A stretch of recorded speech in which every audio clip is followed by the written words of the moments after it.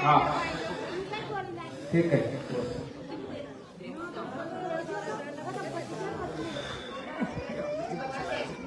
आपका तो चोट तो लगा है ना, तो इलाज के लिए कहाँ गया?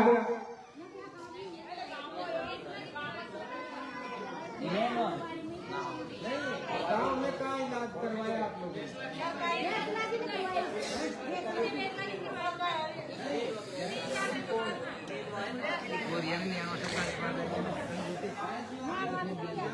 सरकारी अस्पताल में है, सरकारी बाद में लेना गया ना सर।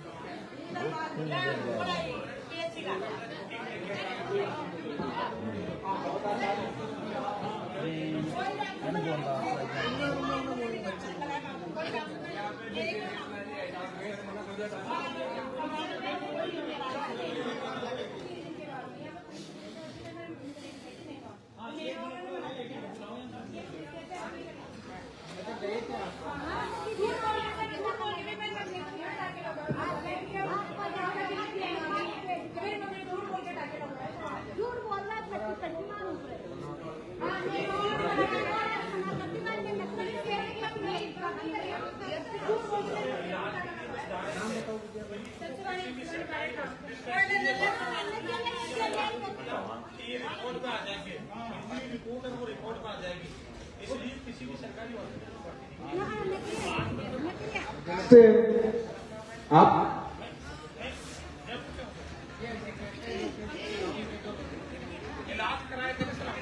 ऐसे और जयपुर से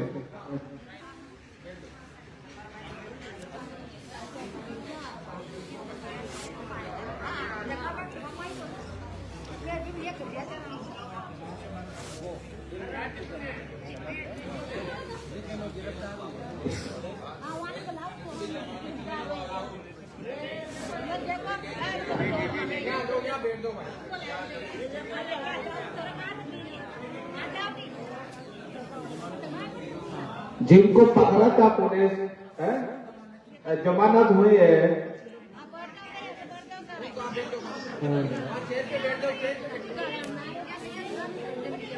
ये सभी जमानत हुआ क्या? उनका जमानत हुआ है।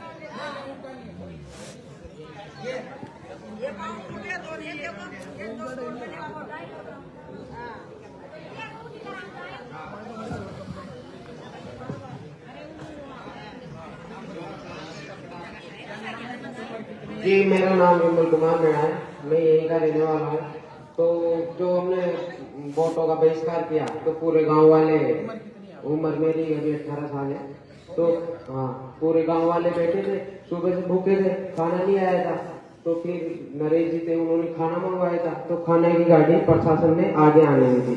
तो फिर पंक्ति लगी हुई थी खाने की, तो नरेश भाई साहब खाना लेने गए थे, तो खाना लेने गए तो प्रशासन ने पकड़ के उनको गाड़ी में डाल दिया। तो फिर किसी तरह वो उनके हिसाब से छूट गए और आ गए। जी जी उनकी टीम थी, गांव वाला तो कोई भी नहीं था उसमें।